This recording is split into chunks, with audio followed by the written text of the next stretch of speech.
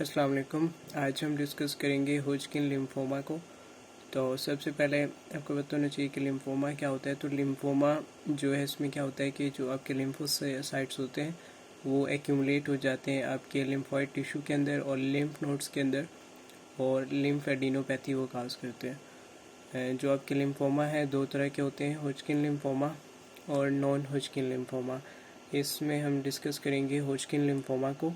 तो इसके clinical features क्या हो सकते हैं कि पहले इंसिडेंस देख लेते हैं कि किसी भी एज में प्रेजेंट हो सकता है, लेकिन चिल्ड्रंस के अंदर बहुत कम होता है। ठीक है, जो है यंग अडल्ट्स में जो है ना ज़्यादातर होता है, और मेल में ज़्यादा प्री डोमिनेट करता है ये फीमेल्स की निस्बत।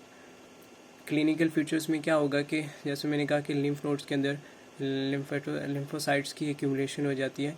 तो एक तो क्या होगा कि लिम्फ नोड्स की इनलार्जमेंट हो जाएगी, सुपरफिशियल जो लिम्फ नोड्स होंगे, और पेनलेस इनलार्जमेंट होती है, मतलब पेन नहीं होता। ठीक है, और दूसरा क्या होगा, स्प्लीनोमेगैली होगा। ठीक है, और उसके अलावा क्या होगा कि आपकी मीडियास्टिनल इन्वॉल्वमेंट भी होती है, जो मीडियास्टिनम होती है, ठीक है, वो भी इन्वॉल्व होती है।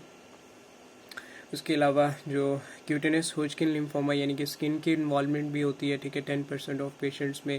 उसके अलावा फीवर हो गया, और प्रूराइटिस भी होता है यानी कि इचिंग होती है। ठीक है, ये 25% केसेस में ऐसा होता है। और इसके अलावा कंस्टिट्यूशनल सिम्टम्स जैसे कि वेट लॉस हो गया, ठीक है, स्वेटिंग वगैरह नाइट में ज़्यादा होती है। ये इसके क्लिनिकल फीचर्स थे। अच्छा, इसकी लैब डायग्नोसिस की बात करें तो लैब में हम कैसे डायग्नोस करेंगे, सीबीसी करेंगे। तो उसमें क्या होगा कि बंदे को नॉर्मोसिटिक नॉर्मोक्रोमिक एनीमिया होगा, यानी कि आरबीसीज का साइज भी वो भी नॉर्मल होगा और कलर भी नॉर्मल होगा। ठीक है, अच्छा, उसके अलावा अर्ली डिजीज़ में शुरू में तो क्या होता है कि जो बोन मैरो है वो इतना इन्वॉल्व नहीं होता, लेकिन लेटर स्टेजेस में जाके एडवांस डिजीज़ में बोन मैरो फेलियर हो सकता है। 1/3 ऑफ पेशेंट में क्या होगा, न्यूट्रोफीलिया हो जाएगा, एसिनोफीलिया हो जाएगा। अच्छा, न्यूट्रोफीलिया न्यूट्रोफिल्स का लेवल ज़्यादा हो जाएगा, और एसिनोफीलिया एसिनोफिल्स का लेवल ज़्यादा हो जाना। न्यूट्रोपीनिया होता है लेवल कम हो जाना, लेकिन यहाँ पर क्या होगा कि न्यूट्रोफीलिया होगा, न्यूट्रोफिल्स का लेवल ज़्यादा हो जाएगा, क्योंकि इन्फ्लामेशन हो रही है। ठीक है, तो उसमें आपके न्यूट्रोफिल्स और एसिनोफिल्स ज़्यादा हो जाते हैं। एडवांस डिजीज़ में क्या होगा कि लिम्फोपीनिया हो जाएगा, यानी कि जो लिम्फोसाइट्स हैं उनका जो लेवल है वो कम हो जाएगा। अच्छा, उसकी वजह से वो लिम्फोसाइट्स इम्यूनिटी में इन्वॉल्व होते हैं, तो जो सेल मीडिएटेड इम्यूनिटी है, जब लिम्फोसाइट्स नहीं होंगे तो सेल मीडिएटेड इम्यूनिटी भी लॉस हो जाएगी। जो प्लेटलेट काउंट है उसकी अगर हम बात करें तो वो नॉर्मल भी हो सकता है शुरू में, ठीक है, और इंक्रीज़ भी हो सकता है। लेकिन लेटर स्टेज में जाके क्या होगा कि जो प्लेटलेट काउंट है वो डिक्रीज़ हो जाएगा, जिस वजह से थ्रोम्बोसाइटोपिनिया हो जाएगा।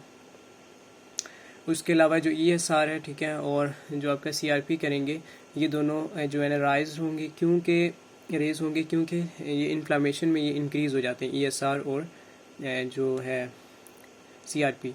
ईएसआर को जो है ना इस डिजीज़ को मॉनिटर करने के लिए ईएसआर को भी यूज़ किया जाता है।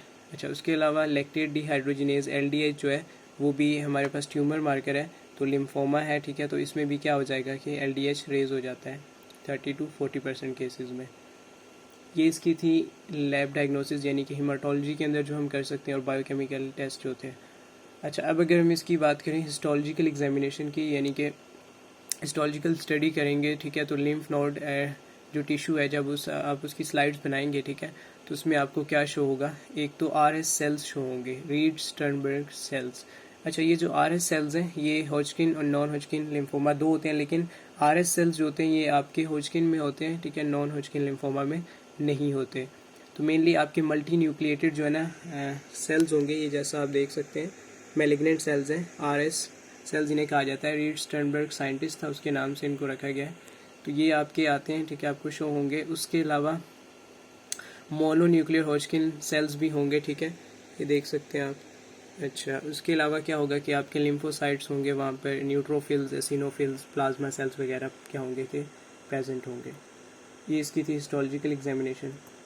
अच्छा, अब इसकी जो है ना स्टेजिंग भी होती है, डिफरेंट स्टेजेस होते हैं। फर्स्ट स्टेज में जैसा आप देख लें कि जो है ना नेक के अराउंड जो लिम्फ नोड्स हैं सिर्फ उनकी इन्वॉल्वमेंट है, इसे स्टेज 1 कहेंगे। स्टेज 2 में क्या है कि मोर देन 1 एरिया की जो लिम्फ नोड्स हैं वो इन्वॉल्व होंगी। स्टेज 3 में आप देख लें तो डायफ्राम से अबव और डायफ्राम से बिलो जो हैं लिम्फ नोड्स वो इन्वॉल्व हैं, ठीक है, इसमें आपकी स्प्लेनिक डिजीज़ भी आ जाती है।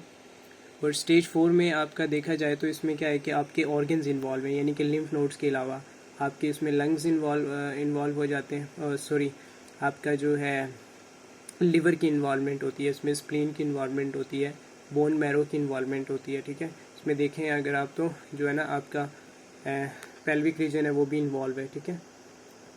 अच्छा, ये एक फ़ीमेल का दिखाया गया है, इसमें जो है ना उसको लिम्फोमा है, ठीक है, होजकिन लिम्फोमा। तो ये ब्लैक ब्लैक नज़र आ रहा होगा, ये लिम्फ नोड्स की इन्लार्जमेंट जिस एरिया में है वो दिखाया गया है कि जहाँ पे वो इन्वॉल्व है, ठीक है। तो ये इसका था। आज के टॉपिक में हम इतना ही पढ़ेंगे।